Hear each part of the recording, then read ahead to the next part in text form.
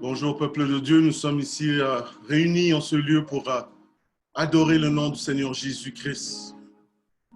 Nous sommes ici pour l'adorer, l'honorer. Nous remettons ce moment béni entre les mains du Seigneur. Et notre prière en ce lieu, c'est que nous puissions voir sa présence, sentir sa présence, voir son trône de gloire. Oui Seigneur, nous remettons ce moment entre tes mains, Père éternel. Nous te louons et te bénissons, Père. Merci, Seigneur Jésus. Merci, Seigneur Jésus, pour tes bienfaits. Merci pour ta grandeur, ta splendeur, ta miséricorde envers nous. Nous te louons, Seigneur. Nous te bénissons, Père éternel. Car tu es bon. Tu es bon, Seigneur. Nous voulons sentir ta présence encore en ce lieu, Père. Alléluia. Alléluia. Ouvre les yeux de nos cœurs ce matin. Ouvre les yeux de nos cœurs, Seigneur. Merci.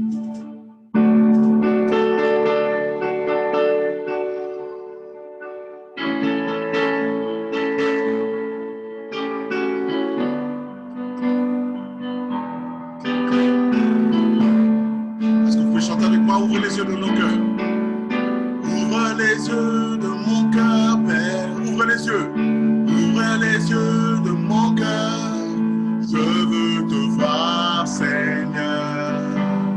Je veux te voir, Seigneur. Ouvre les yeux.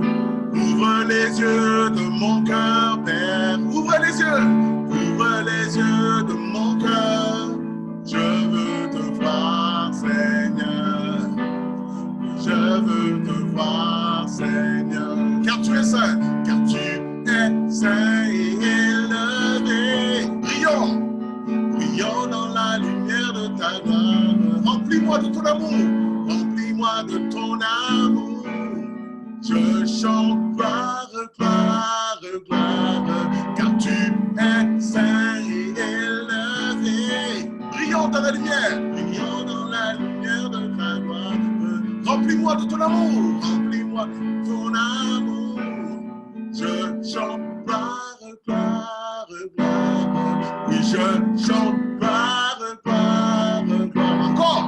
Oui, je chante gloire, gloire, gloire. Je veux te voir, Seigneur. Est-ce qu'on peut chanter gloire à Dieu? Oui, gloire, gloire, gloire. Chantons gloire. Gloire, gloire, gloire. Oh, gloire, gloire, gloire.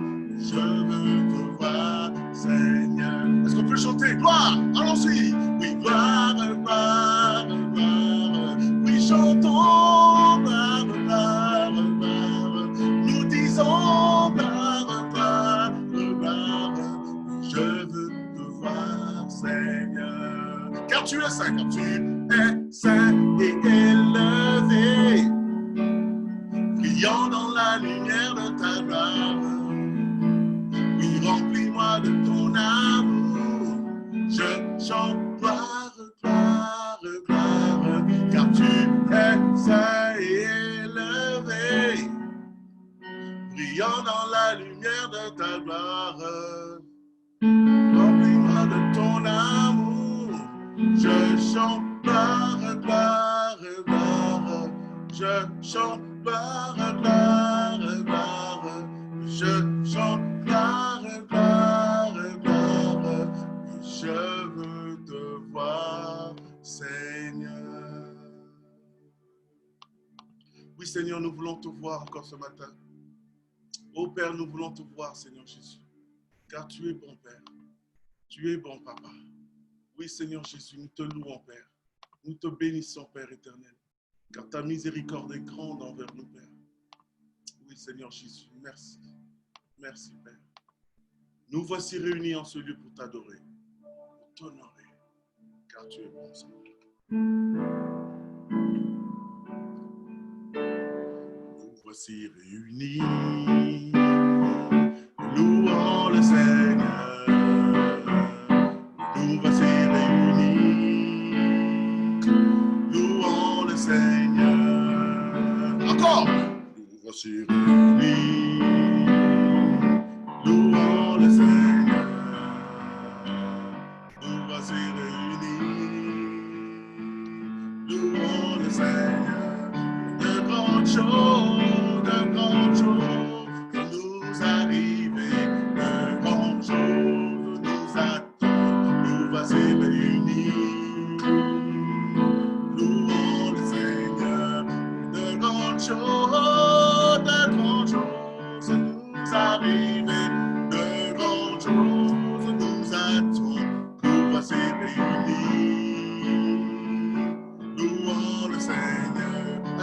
chanter ensemble. Nous voici réunis, louons le Seigneur. Nous voici réunis, louons le Seigneur. Encore une fois, nous voici réunis, louons le Seigneur. Nous voici réunis, louons le Seigneur. De grandes choses nous arrivent, de grandes choses nous attendent. Nous voici réunis, louons le Seigneur. Oui, de grandes choses nous arrivent, de grandes choses nous attendent. Nous voici réunis, louons le Seigneur. Nous voici réunis, louons le Seigneur. Élevons nos voix pour l'adorer, élevons nos voix pour l'honorer, pour lui rendre gloire et grâce. Seigneur, nous te bénissons et nous te donnons toute la gloire. Rendons grâce au Seigneur.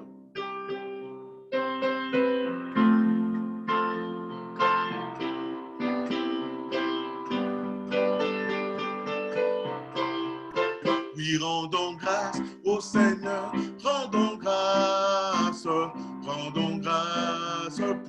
son amour. Oui, rendons grâce au Seigneur, rendons grâce pour son amour. Dès le matin, les oiseaux chantent toutes les louanges de Dieu le Créateur. Et toi, mon ami, pourquoi ne chantes-tu pas l'amour de Jésus, ton sauveur? Rendons grâce au Seigneur, rendons grâce pour son amour. Rendons grâce au Seigneur, rendons grâce pour son amour. Dès le matin, les oiseaux chantent toutes les louanges de le Créateur. Et toi, mon ami, pourquoi ne chantes-tu pas l'amour de Jésus, mon sauveur? Je suis heureux car Jésus m'a sauvé. Dans son amour, il m'a tout pardonné. Voilà pourquoi je me mets à chanter.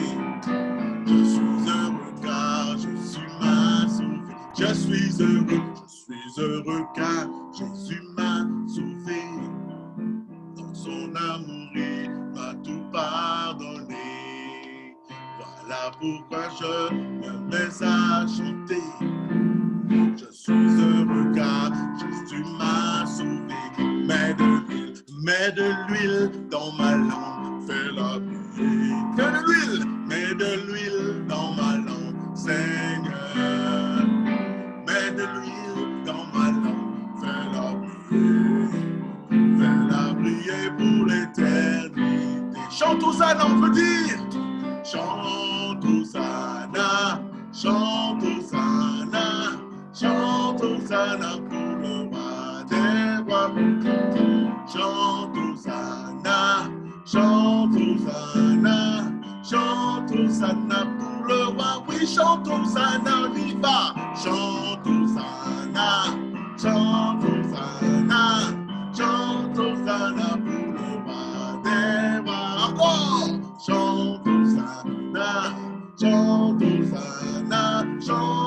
Hosanna pour le roi. Oui, mets de l'huile dans ma lampe, fais-la briller. Encore. Oui, mets de l'huile dans ma lampe, Seigneur. Mets de l'huile dans ma lampe, fais-la briller pour l'éternité. Chante Hosanna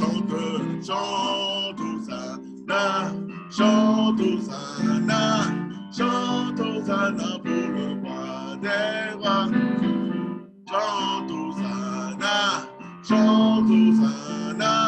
Chante Hosanna pour le joie du Seigneur est mon soutien. Encore la joie du Seigneur est mon soutien. La joie du Seigneur est mon soutien. La joie du Seigneur est mon soutien. On termine. Et le feu tombe, tombe, tombe. Le mal s'en va, s'en va, s'en va. Tous les enfants de louent le Seigneur. On y va. Et le feu tombe, tombe, tombe. Le mal s'en va, s'en va, s'en va. Tous les enfants de louent le Seigneur. Dernière fois. Et le feu tombe, tombe, tombe. Le mal s'en va, s'en va, s'en va. Tous les enfants de louent le Seigneur. Le feu tombe, tombe, tombe. Le mal s'en va, s'en va, s'en va. Tous les enfants de Dieu louent le Seigneur. Oui, Seigneur, nous voulons louer le Seigneur encore ce matin. Te louer, Père éternel. T'exalter, car tu es Dieu et que tu es fidèle. Nous te louons. Alléluia. Alléluia. Alléluia, alléluia, alléluia. Comme j'aime toujours dire chaque matin, alléluia, gloire à Yahweh, alléluia.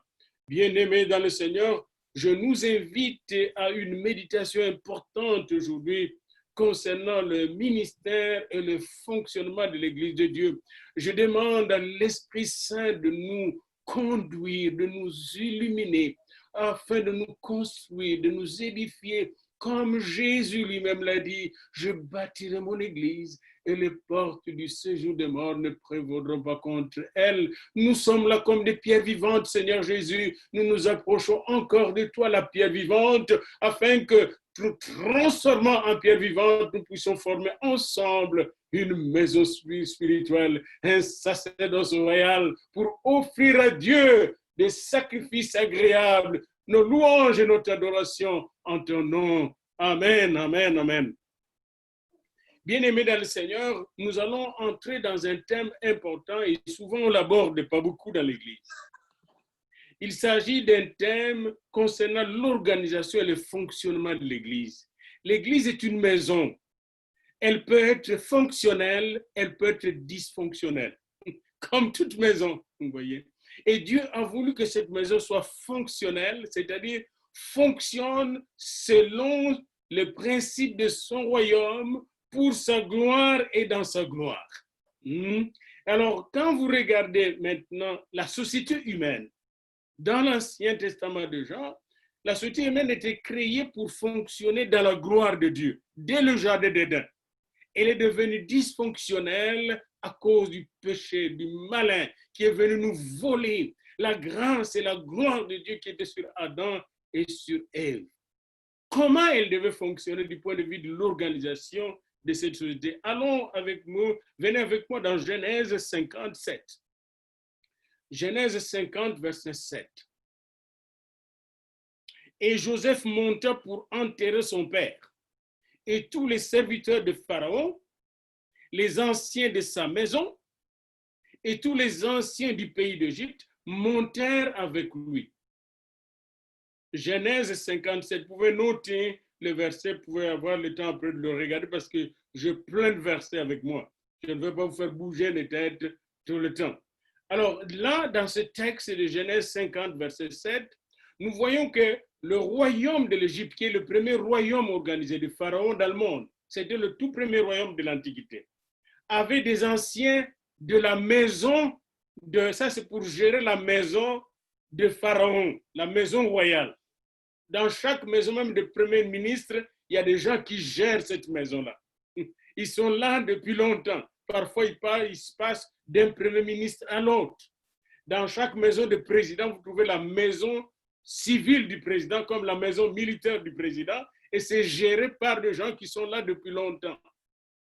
Dans la Bible, on les appelle les anciens de la maison de Pharaon.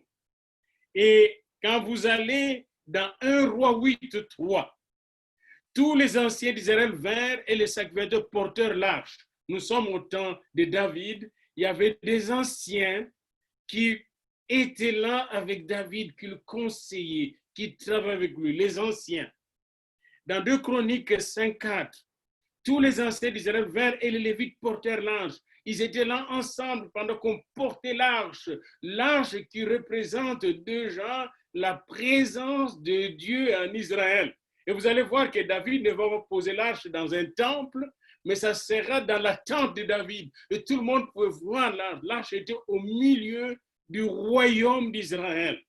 Et les anciens accompagnaient David et les Lévites et les sacrificateurs lors de la montée de l'arche vers la maison, n'est-ce pas, vers son lieu, la tente de David.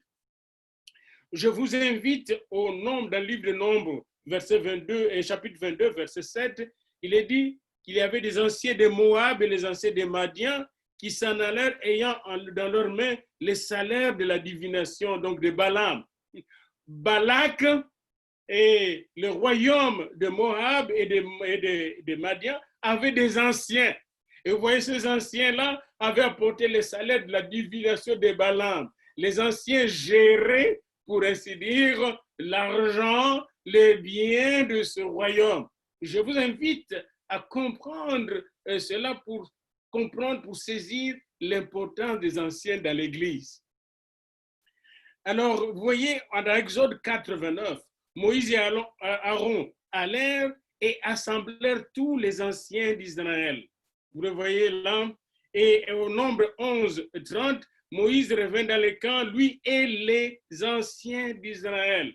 Et vous allez voir dans Nombre 12, là, vous allez voir dans Nombre 11 d'ailleurs, Moïse va rassembler 70 anciens d'Israël, en qui Dieu va mettre l'esprit qui était dans Moïse, en Moïse, pour qu'il puisse l'aider à porter cette tâche. Les anciens étaient très utiles pour Moïse, utiles pour le royaume de Moab, utiles pour les Madianites, utiles pour l'Égypte, les anciens. Qui étaient ces anciens? Souvent de gens âgés, expérimentés, sages. Très important de noter. Âgés, expérimentés, sages. Et d'où vient cette image, ce modèle des anciens? Je nous invite à aller dans Apocalypse au chapitre 4. Là, dans Apocalypse au chapitre 4, vous allez voir que Dieu est entouré de 24 anciens. 24 anciens, et dans la traduction Luc II, on les appelle de vieillards, mais le nom, vraiment, c'est presbyteros. Presbyteros, ça veut dire ancien, tout simplement. Elder en anglais. Pas nécessairement très âgé, mais d'un certain âge de maturité. Maturité émotionnelle, maturité spirituelle, maturité culturelle, maturité intellectuelle pour qu'ils ne puissent pas dire n'importe quoi, faire n'importe quoi, penser n'importe quoi. Les anciens, les 24 anciens, quand vous le regardez dans le livre de l'Apocalypse, ils pensent comme Dieu, agissent comme Dieu, font comme Dieu, ils sont dans la gloire de Dieu. Ils ont le couronne qu'ils, n'est-ce pas, baissent devant Dieu pour l'adorer. Ils sont adorants, ce sont des saints parvenus à la perfection de Dieu, les anciens. Alors, ceci dit, donc les anciens qu'on a copiés dans le royaume, différents royaumes, et jusqu'à présent, quand vous allez au Moyen-Orient, la plupart des gouvernements, c'est le gouvernement des anciens chez les Arabes, en Afghanistan. C'est les anciens, avant le gouvernement moderne, qu'on a modernisé là, c'est des anciens. Et même le roi, comme la reine d'Angleterre, elle est entourée des anciens qui la conseillent, qui l'accompagnent. Ce lord-là, qui sont avec lui, avec elle, maintenant parce que c'est une femme, eh bien, ce sont des anciens, des gens qui connaissent bien l'histoire de l'Empire britannique, l'origine de l'Empire britannique, le royaume britannique, qui connaissent bien la constitution, comment ça fonctionne, des gens qui sont là pour conserver l'harmonie, la paix et le bon fonctionnement des institutions britanniques. On ne le voit pas souvent, ces anciens-là, mais ils sont là, ils sont présents. Ici, chez nous, ce sont comme des sénateurs, les sénateurs, la chambre des sénats. Ça, c'est la chambre qui devait être la chambre des anciens. Ils sont un peu différents des députés. La plupart des sénateurs, on ne les élue pas. Ils sont nommés. Et les anciens étaient aussi nommés par le roi dans les anciens royaume. Alors maintenant, quand vous arrivez en Israël, Israël qui commence son gouvernement avec Moïse, n'oubliez pas ça. Israël commence comme nation avec Moïse. Eh bien, dans Exode 3,16, on voit Moïse qui fait appel aux anciens. Exode 3,16, il rassemble les anciens. Il va travailler avec l'ancien. Il ne peut pas aller chez Pharaon sans avoir consulté les anciens. Pourquoi? Parce que les anciens sont les chefs de chaque tribu. Ils vont mobiliser les tribus. Il faut que toutes les tribus d'Israël soient mobilisées. C'est un peu comme au Canada. Si les provinces ne sont pas mobilisées, on ne peut rien faire. La même chose pour Israël. Exode 3,16. Et vous allez voir tous les grands problèmes de Moïse, c'est de travailler en harmonie avec les anciens. Avec Dieu, tout était réglé sur la montagne, souvent réglé sur la montagne. Mais les grands problèmes étaient d'avoir les anciens avec lui dans la vision de Dieu. Et c'est très important de le savoir. Je suis dans Exode 3, verset 16. Et quand vous allez, n'est-ce pas, dans Exode nombre 11 plutôt, nombre 11, 16 à 17, 24 à 25, Dieu va lui dire d'appeler 70 anciens parce que les anciens étaient un problème pour lui. Il ne voulait pas marcher selon Dieu. Il dit appelez 70 anciens dans la tente, enfermez-les dans la tente. Je vais prendre l'esprit qui est en toi. Je vais leur donner cet esprit. Comme ça, ils vont t'aider dans cette tâche. Là, vous voyez des gens, les anciens selon Dieu, pas comme selon Pharaon, pas comme selon les Moabites, pas comme selon le Balak, n'est-ce pas, qu'on voyait les anciens qui vont aller pour payer la divination. Les anciens, selon Dieu, doivent être remplis de l'Esprit de Dieu pour servir pour le royaume de Dieu, comme le voyez déjà dans Nombre, au chapitre 11, verset 16 et 17, 24, 25. Et by the way, il y a une anecdote dans cette histoire-là. Eldad et Médad, deux anciens qui n'étaient pas dans la tente, qui étaient restés dans le champ, qui avaient oublié d'être là. Ils sont restés dans le champ. L'Esprit de Dieu est allé jusque là où ils étaient. Ils se sont mis à prophétiser. Donc, quand tu es ancien, tu es sur la liste de Dieu, que tu te caches là où tu es, Dieu viendra te toucher. Alléluia. C'est quelque chose de merveilleux. C'est juste une parenthèse que j'ai ouverte et je la ferme. Alors, les noms anciens, en hébreu et en araméen, c'est Seib, si vous voulez, Sib, si vous voulez. Sib, puis ça s'écrit S-I-Y-B. Sib. Et en grec, c'est presbyteros. Les anciens, presbyteros. Et ces presbyteros, finalement, quand l'Église fut créée, bien aimé, on avait besoin des anciens. Et c'est très important. Déjà à Jérusalem, on avait besoin des anciens. Et chaque fois que Paul est allé en mission avec Barnabas, puis avec Silas, ils avaient besoin de nommer des anciens. Je dis bien nommer les anciens. Quand vous lisez dans la parole de Dieu, chaque église locale au 1er siècle avait un conseil d'anciens. Un presbytère, si vous voulez, un presbytéron, là, ça avait un conseil des anciens. Et ensemble, ils géraient les affaires de l'Église. Vous allez voir dans le livre des Actes que la gestion n'était pas seulement matérielle, même spirituelle. C'était des gens à la fois des managers, mais aussi des leaders spirituels. C'est grâce aux anciens que les apôtres, le prophète, les évangélistes, les pasteurs et les docteurs étaient capables, souvent parmi eux, il y avait des anciens aussi, étaient capables de faire le travail de Dieu calmement, d'animer l'Église avec la prière, de lancer des missions, n'est-ce pas, de sauver les gens, de guérir les malades, de chasser les démons et d'avancer, de progresser dans le royaume de Dieu, dans l'amour de Dieu, dans la foi en Dieu, dans l'espérance de notre Seigneur Jésus-Christ. Les anciens n'étaient pas nécessairement des chrétiens très âgés, mais souvent ils avaient plus de 40 ans. C'était des chrétiens mûrs, des chrétiens matures, qui connaissaient bien Jésus-Christ et qui devaient être remplis du Saint-Esprit, comme nous le verrons tout à l'heure. Ce terme ancien est souvent aussi confondu avec l'autre terme qu'on appelle épiscopos, évêque, surveillant.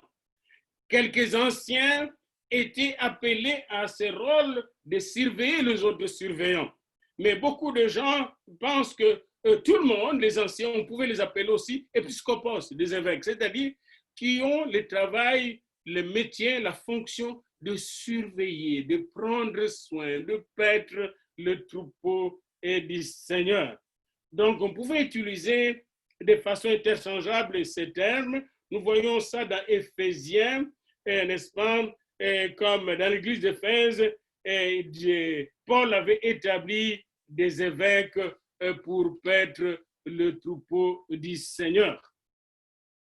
Le rôle des anciens, c'est de prendre soin du troupeau du Seigneur, de veiller à l'organisation de l'église du Seigneur, à son bon fonctionnement, à sa discipline, à sa sanctification. Mais ils ne pouvaient pas faire ce travail seul. Alors Dieu leur a mis des diacres. Les diacres sont très diaconos. Donc vous avez épiscopos, vous avez presbytéros, vous avez les diacres. Les diacres devaient être aussi nommés. Souvent, ils étaient choisis par l'Église, proposés aux fondateurs, aux apôtres, etc. Et là, ils devaient être nommés puis testés pendant une certaine époque, pendant un temps. 1 Timothée 3, 10. Qu'on les éprouve d'abord et qu'ils exercent ensuite leur ministère s'ils sont sans reproche. Quand vous allez dans le livre des Actes, Acte 6, vous allez voir que le ministère des diacres fut intégré dans l'Église, ce ministère qui existait déjà chez les Lévites dans le temple, n'est-ce pas, de Jérusalem, comme dans le tabernacle de Moïse, fut intégré dans l'Église quand l'Église avait grandi. L'Église avait grandi, puis il y avait deux grandes branches dans l'Église.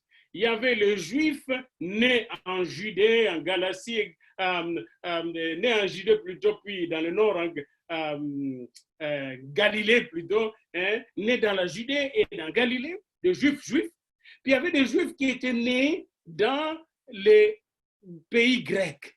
Eux ne parlaient plus grec que araméen ou hébreu.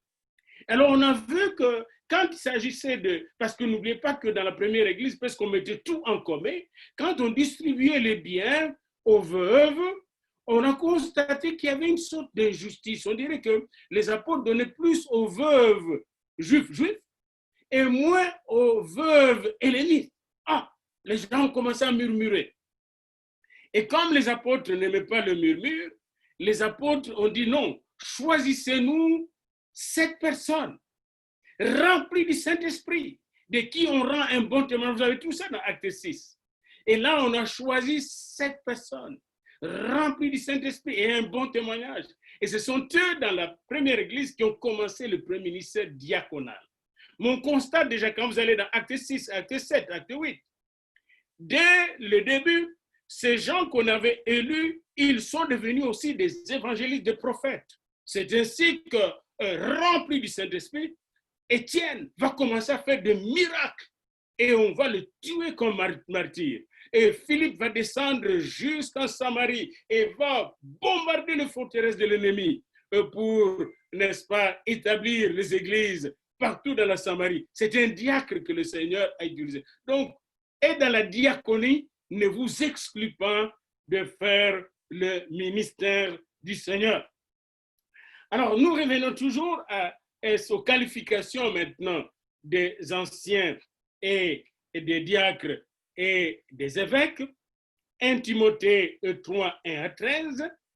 Il doit être, 1 Timothée 3, 1 à 13, pour être diacre, pour être ancien de l'Église, pour être évêque, il faut être irréprochable, mari d'une seule femme, sobre, modéré, réglé dans sa conduite, hospitalier, propre à l'enseignement, non adonné au vin, non violent, indulgent, pacifique, désintéressé, savoir bien diriger sa propre maison, tenir ses enfants dans la soumission et une parfaite honnêteté, ne pas être un nouveau converti, recevoir un bon témoignage de ceux du dehors. Les diacres doivent être honnêtes, francs, éloignés des excès de vin et du gain sordide, conserver le mystère de la foi dans une conduite pure, éprouvée, sans reproche, marié d'une seule femme, savoir bien diriger ses enfants et sa maison. La diaconesse, parce qu'il y a aussi les diaconesses.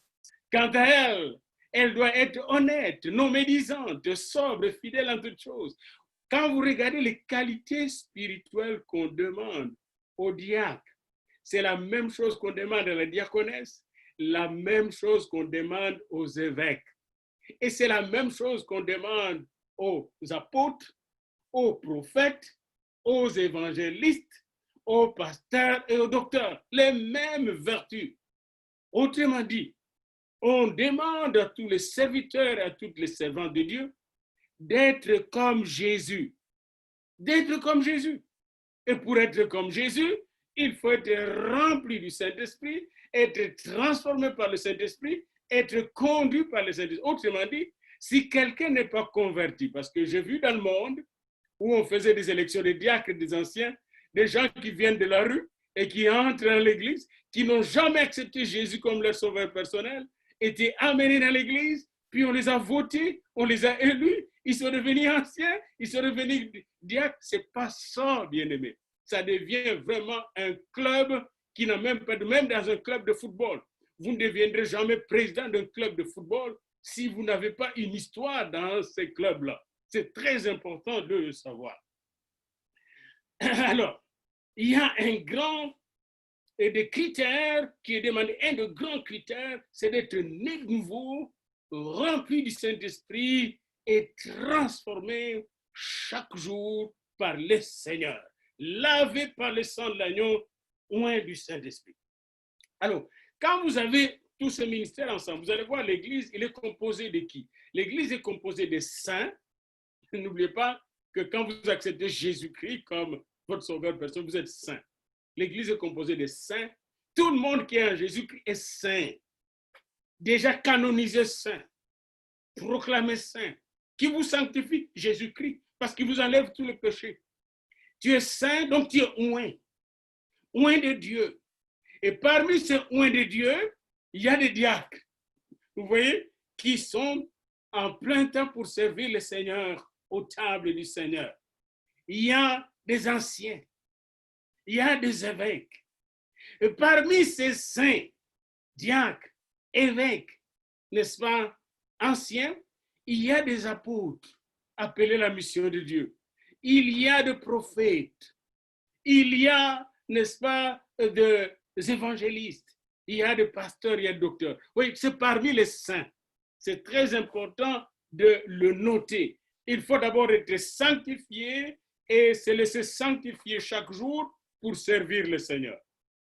Très important, parce que nous n'allons pas le servir par nos propres forces, par notre propre intelligence, mais par son esprit. Alors, quand vous voyez dans le Nouveau Testament les anciens, bien-aimés, et c'est très important de regarder comment ils fonctionnent. Et là, je suis dans Acte 15, verset 6. Les apôtres et les anciens s'assemblèrent pour examiner cette affaire. Quelle affaire? Ils devaient examiner l'affaire concernant l'Église et l'avancement de l'Église, la mission de l'Église, le problème de l'Église. Ils se réunirent ensemble pour examiner ces problèmes. Et les apôtres et les anciens ensemble ont pris des décisions concernant la mission de l'Église ensemble. Les apôtres et les anciens ensemble. Ils fonctionnaient harmonieusement. Ça, c'est le but de ce que je veux souligner ici. Un autre passage qui me tient à cœur pour vous parler du travail des anciens se trouve dans Jacques 5. Venez avec moi dans Jacques 5. C'est très important de voir ce que les anciens font dans Jacques 5. Ouvrez vos Bibles dans Jacques 5. où on parle, quelqu'un parmi vous est-il maltraité ou malade, qu'il prie? Quelqu'un est-il joyeux, qu'il chante les cantiques? Quelqu'un parmi vous est-il malade, qu'il appelle les anciens de l'assemblée? Ah! Ici, voyez-vous que les anciens ne sont pas là seulement pour gouverner les structures, mais aussi pour gouverner spirituellement. Qu'il appelle les anciens de l'assemblée ou de l'église et que les anciens prient pour lui en loignant d'huile. Ah! Les anciens sont là pour prier pour les gens, pour enseigner et pour prier en loignant d'huile au nom du Seigneur. Il y a des églises où vous ne verrez pas des apôtres. Il y a des églises même, il n'y a pas de pasteur. Il y a des églises où il n'y a pas de prophète. Mais les anciens sont là. Et ces anciens peuvent faire le travail du pasteur, des apôtres, des docteurs, etc. Bien-aimés. Et ici, on dit quand quelqu'un est malade, qu'il appelle les anciens de l'église, les anciens de l'assemblée. Les anciens ont été mis à part par Dieu pour prier. Et ça, c'est leur première vocation, pour prier, pour prier, pour prier. Et quand ils prient, ils imposent les mains. Il n'y a pas seulement de guérison, mais aussi de dons qui sont donnés, qui sont transmis aux enfants de Dieu. Timothée avait reçu le don de Dieu par l'imposition des mains des anciens, nous dit Paul. Bien-aimés dans le Seigneur, ce texte de Jacques 5,14 nous donne, n'est-ce pas, une vision complète, divine, spirituelle, du ministère des anciens. Ils sont là pour administrer l'économie de la grâce de Dieu. Quand je dis l'économie, ça veut dire quoi? Ils sont là pour administrer le don de Dieu. Alléluia. L'économie de Dieu, l'économie du salut sont les dons, les charismes que Dieu donne à son Église. Il y a les dons de prophétie dans l'Église. Il y a les dons de parler en langue dans l'Église. Il y a les dons de discernement des esprits dans l'Église. Il y a les dons d'imposer les mains aux malades et les malades sont guéris. Il y a les dons de chasser les démons dans l'Église. Bien-aimés, tous ces dons doivent fonctionner harmonieusement. Je parlais au début d'une maison fonctionnelle ou dysfonctionnelle. J'ai dit, quand vos anciens ne sont pas fonctionnels, eh bien, la maison, les dons ne vont pas fonctionner. Les dons ne vont pas s'harmoniser. Les dons ne vont pas se manifester. Les anciens sont là pour veiller à ce que les dons... Parce que quand les dons fonctionnent, même sur le plan matériel, ça va fonctionner. Les dons fonctionnaient tellement à Jérusalem que Jérusalem était aussi béni financièrement, béni matériellement. Le don fonctionnait tellement bien à Antioche qu'Antioche était béni, tellement béni qu'il a envoyé ces deux grands pasteurs comme apôtres en mission, Paul et Barnabas. Quand le don fonctionne, c'est-à-dire quand l'Esprit de Dieu est bien répandu dans une église et que les anciens oints sont là et les diacres, du point de vue matériel, ont ce charisme d'amour qui fait que le besoin de chacun est, pour ainsi dire, comblé. Et là, on voit Dieu qui pourvoit à tous nos besoins selon sa richesse avec gloire en Jésus-Christ. Qu'est-ce qui se passe? L'Église est vivante. L'Église est dynamique. L'Église marche selon l'onction du Seigneur. Et quand elle marche selon l'onction du Seigneur, elle progresse de gloire en gloire. Elle devient une source de bénédiction pour le monde. Et c'est exactement ce qui se passe ici quand Jacques dit, eh bien, quand quelqu'un est malade, mais qu'il appelle les anciens de l'Église. Quelqu'un fonctionne mal, qu'il appelle les anciens de l'Église. Et les anciens de l'Église vont prier pour lui, vont loindre d'huile au nom du Seigneur. Les anciens sont là aussi pour activer la prière de la foi, verset 15, Jacques 5. La prière de la foi, la première tâche des anciens, c'est allumer le feu de la prière dans l'Église. La prière, la prière, la prière. Je dis bien la prière, la prière, la prière. Les anciens allument ce feu. Ils activent tellement ce feu que ce feu va engendrer des apôtres dans l'église. Ce feu va engendrer des prophètes dans l'église. Ce feu va engendrer des évangélistes dans l'église. Ce feu va engendrer des pasteurs dans l'église. Ce feu va engendrer des enseignants de la parole qui vont recevoir l'inspiration. Ce feu va engendrer l'imposition de mains. Ce feu va chasser les démons. Ce feu va délivrer les gens. Ce feu va baptiser les gens du Saint-Esprit et de feu. C'est ainsi que quand les apôtres, les anciens prient, leur prière s'appelle la prière de la foi. Le contraire de la prière de la foi, c'est la prière de doute, la prière douteuse, la prière sceptique, la prière du killer qui vient tuer la foi, n'est-ce pas? Les anciens viennent pour que la foi ne soit pas tuée, la foi ne soit pas étouffée. Ils sont là pour veiller à ce que la lumière de la foi, comme dans besoin de mettre de l'huile dans ma lampe, c'est l'huile de la foi. La foi en Jésus-Christ est dynamique, bien-aimé. Et les anciens veillent, ils sont surveillants, ils veillent sur la foi. Et quand la foi est là, la foi sauve les malades, la foi sauve les démoniaques, la foi sauve les pécheurs, la foi sauve les misérables, la foi sauve, sauve, sauve et sauve. Alléluia. Et cette foi va briller partout. Les anciens sont là. Et les diacres, qu'est-ce qu'ils font à ce moment-là? Ils viennent aider les anciens à bien faire le travail parce que quand vous allez par exemple de l'église, les anciens ne vont pas s'occuper d'arranger les bancs, d'enlever la poussière, d'arranger les lutrins. Ça, c'est le travail diaconal. Les diacres mettent l'infrastructure en place. Les diacres, là où il y a de bons diacres, et le système de son, ça c'est les diacres, n'est-ce pas, qui doivent arranger déjà le système de son. Et quand le musicien arrive, tout est déjà en place. Le travail diaconal est un travail très utile. Et ce travail diaconal, j'aimerais vous dire que les premières qui l'ont fait dans le Nouveau Testament, partout, que ce soit à Jérusalem, comme dans les églises de la diaspora et les églises nouvelles et non juives, c'était les femmes. Je peux vous le démontrer, Bible à l'appui, à partir de Luc 8, 1 à 3, et dans les Actes avec Lydie, et même dans Romains 16 avec, n'est-ce pas, la diaconesse de Sancheré, n'est-ce pas? On peut le lire si vous voulez. Vous allez voir que la diaconie était bien animée par des femmes. On n'en parle pas trop, mais j'aimerais le souligner, et bien aimé. Et je peux vous le démontrer. Par exemple, il y avait Phoébé, et Romains 16, verset 1. Oh, je vous recommande Phoébé, notre sœur, qui est servante, qui est diaconesse de l'assemblée, qui est en Sancheré.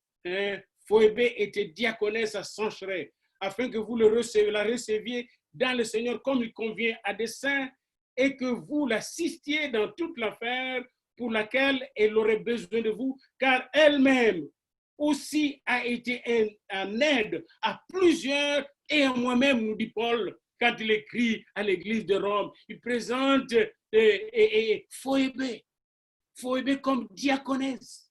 Il dit comment elle était utile pour plusieurs et à moi-même. Donc, les diacres sont très utiles, les diaconesses sont très utiles. Dans l'Église catholique, quand on a créé le sœur, un des rôles de sœur, quand on est dans l'Église luthérienne, c'est la diaconie. C'est la diaconie. Quand vous allez ici à Saint-Paul au séminaire, vous allez voir que la diaconie de la cuisine est entre les mains de sœurs. Et j'ai passé là un mois, que de la belle nourriture, que de l'harmonie, que de l'ordre là.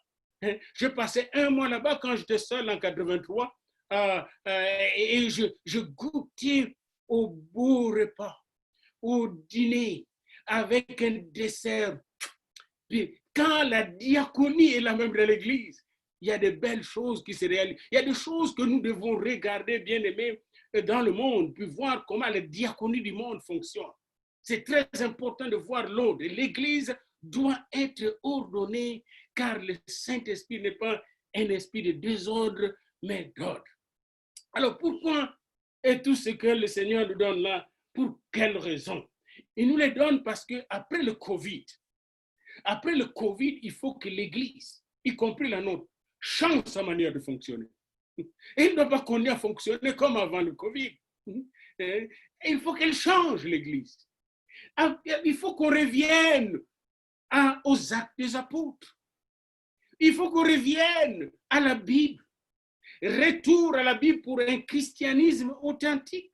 Si nous allons vers le retour de Jésus, alors les ministères apostoliques doivent être restaurés. L'Église doit avoir à produire des apôtres, des prophètes, des évangélistes, n'est-ce pas, des pasteurs et des docteurs. L'Église doit progresser et doit avoir des anciens, des gens mûrs, loin du Saint-Esprit, qui prennent soin de tout ce qui est prière, ministère de la parole, pour que les apôtres, pour que les prophètes, pour que les évangélistes, oh my, pour que les pasteurs et les docteurs puissent fonctionner dans le monde comme lumière du monde, parce que le monde a besoin de lumière. Les diacres doivent être fonctionnels à l'église. Il faut des diacres. Même une petite église, au moins 2, 3 diacres. Des diaconesses. Et les diaconesses actifs. Oh mon Dieu, dans ce monde d'excuses, dans ce monde où nous travaillons comme des fous pour le monde, pour des choses passagères, où on a des difficultés à dégager un peu de temps pour le Seigneur. Nous avons besoin de prier, bien-aimés, parce que Satan a pris beaucoup de chrétiens en esclavage. Savez-vous, quand Moïse voulait quitter l'Égypte, on lui a donné quelques compromis par Pharaon. Pharaon lui a dit, ben, vous pouvez faire le sacrifice ici. Moïse a dit, pas question ici, parce que s'il faisait le sacrifice là, avec le bœuf, on allait le lapider par les Égyptiens qui avaient comme Dieu le bœuf. Alors il leur dit, ben, vous pouvez aller vous-même, laissez les enfants et vos femmes. Pas question. Pas question. Vous voyez, c'est un des compromis. Et l'ennemi fait la même chose pour nous. Quand Jésus a dit à ses disciples, dans Matthieu 26, 40, n'avez-vous pas pu veiller 1 heure avec moi? Il voulait nous dire que si nous veillons 1 heure avec lui, bien-aimés, nous aurons 24 heures de victoire. Mais si nous ne veillons pas 1 heure avec lui chaque jour, oh mon Dieu, nous n'allons pas mener victorieusement cette bataille. Une église qui prie est inspirée par Dieu.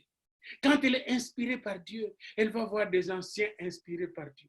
Elle va avoir des diacres inspirés par Dieu. Une église qui prie va avoir des apôtres. Une église qui prie va avoir des prophètes. Une église qui prie va avoir des évangélistes qui vont gagner les âmes. Une église qui va avoir des pasteurs qui vont prendre soin du troupeau, qui vont perdre le troupeau du Seigneur, les agneaux du Seigneur, les agnelles du Seigneur. Une église qui prie va avoir des enseignants de la parole qui connaissent la Bible de couvert à couvert de Genèse à Apocalypse. Et cette église est bien administrée, bien gérée, selon le principe biblique. Cette église est bénie parce que ses membres sont des gens heureux, des gens du psaume 1 qui méditent la parole de Dieu jour et nuit. Ils sont comme des arbres plantés près de courants d'eau et qui donnent leurs fruits en leur saison. Covid nous a donné le temps de méditer sur la vie de notre église. Est-ce que notre église a des anciens? Et notre église, est-ce qu'elle a des diacres? Qu'est-ce que nous attendons pour avoir des anciens et des diacres? Est-ce que notre église est apostolique? Est-ce que notre église est prophétique? Est-ce que notre église est évangélistique? Est-ce que notre église est pastorale? Est-ce que notre église est doctorale? Oh, où sont les diacres de notre église? Où sont les anciens de notre église? Bien-aimés, quand je m'extasie comme ça devant le Seigneur, je sais que la réponse du Seigneur arrive. C'est pourquoi je le dis, parce que la réponse du Seigneur arrive. Le psalmiste a dit, je lève mes yeux vers les montagnes. D'où me viendra le secours? Le secours me viendra de l'Éternel. L'Éternel a permis cette période. Beaucoup d'églises veulent se précipiter pour recommencer encore à faire la même chose. Non, le Seigneur nous a arrêtés pour qu'on puisse faire comme lui veut qu'on fasse.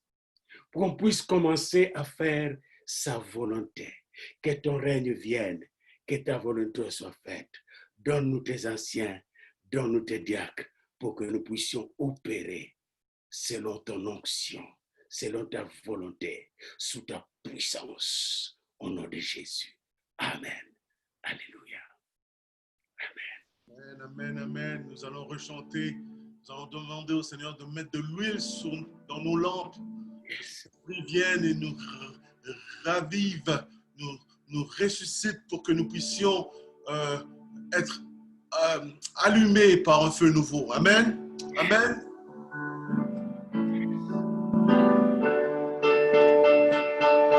Oui, mets de l'huile dans ma lampe, fais-la briller. Mets de l'huile dans ma lampe, Seigneur. Mets de l'huile dans ma lampe, fais-la briller. Fais-la briller pour l'éternité. Oui, mets de l'huile dans ma lampe, fais-la briller. Mets de l'huile dans ma lampe, Seigneur. Alléluia. Fais-la briller pour l'éternité. L'éternité. Oui, chante, chante, chante, Chante aux âmes, chante, chante aux âmes, chante. Hosanna pour le roi des rois. Chante Hosanna, chante Hosanna, chante Hosanna pour le roi. Oui, chante Hosanna, chante Hosanna, chante Hosanna pour le roi des rois. Chante Hosanna, chante Hosanna, chante Hosanna pour le roi. Oh, la joie du Seigneur est mon soutien. La joie du Seigneur est mon soutien. La joie du Seigneur est mon soutien. La joie du Seigneur est mon soutien. Et le feu tombe, tombe, tombe. Le mal s'en va, s'en va, s'en va. Tous les enfants de Dieu louent le Seigneur. Et le feu tombe, tombe, tombe. Le mal s'en va, s'en va, s'en va. Tous les enfants de Dieu louent le Seigneur. Et le feu tombe, tombe, tombe. Le mal s'en va, s'en va, s'en va. Tous les enfants de Dieu louent le Seigneur. Et le feu tombe, tombe, tombe. Le mal s'en va, s'en va, s'en va. Tous les enfants de Dieu louent le Seigneur. Oui, le feu de Dieu tombe sur nous. Oui, le feu du Saint-Esprit tombe sur nous. Car il est le même hier, aujourd'hui, éternellement, Hébreux 13, 8. Et dans le livre de Nombres, il dit, je ne suis pas un homme, fils de l'homme, pour me contredire, pour me tromper, pour vous tromper. Ce que j'ai dit, je le ferai. Et il a dit dans les derniers jours, je répandrai mon esprit sur toute chair. Vos fils et vos filles prophétiseront. Vos jeunes gens auront des visions. Oui, sur mes serviteurs et mes servantes, je répandrai de mon esprit. Et nous sommes dans les derniers jours. Répands ton esprit sur ton Église, sur ton peuple, sur tes enfants. Merci de répandre ton esprit, Seigneur. Nous ouvrons nos cœurs à ton esprit. Esprit de Dieu, souffle au nom de Jésus sur chacun de nous. Ne nous laisse pas retourner à l'Église telle que nous étions sortis, Seigneur. Fais que nous puissions retourner en feu, au nom de Jésus. Que nous puissions retourner tout nouveau et renouvelé et transformé au nom de Jésus.